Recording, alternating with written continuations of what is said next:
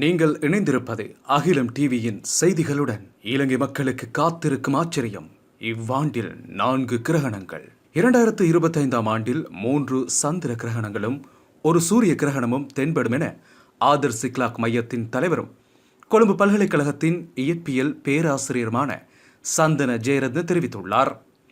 3 சந்திர கிரகணங்களில் 2 சந்திர கிரகணங்கள் முழு சந்திர கிரகணங்களாக தென்படும் என பேராசிரியர் மேலும் தெரிவித்துள்ளார். இந்நிலையில் எதிர்வரும் வியாழக்கிழமை மற்றும் வெள்ளிக்கிழமை ஆகிய 2 திகதிகளில் நிகழவுள்ள முழு சந்திர கிரகணங்கள் இலங்கையில் தென்படாது.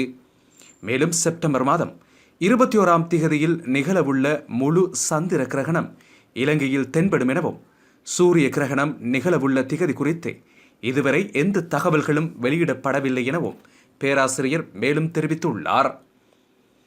2025ஆம் ஆண்டில் 3 சந்திர கிரகணங்களும் ஒரு சூரிய கிரகணமும் தென்படும் என ஆதர் சிக்லாக் மையத்தின் தலைவரும் கொழும்பு பல்கலைக்கழகத்தின் இயற்பியல் பேராசிரியருமான சந்தன ஜெயரத்ன தெரிவித்துள்ளார். 3 சந்திர கிரகணங்களில் 2 சந்திர கிரகணங்கள் முழு சந்திர கிரகணங்களாக தென்படும் எனவும் பேராசிரியர் மேலும் தெரிவித்துள்ளார். தொடர்ச்சியாக செய்திகளை அறிந்து கொள்ள அகிலம் டிவியுடன் என்றும் இணைந்திருங்கள். அகிலம் டிவியின் யூடியூப் சேனலை சப்ஸ்கிரைப் செய்து கொள்ளுங்கள்.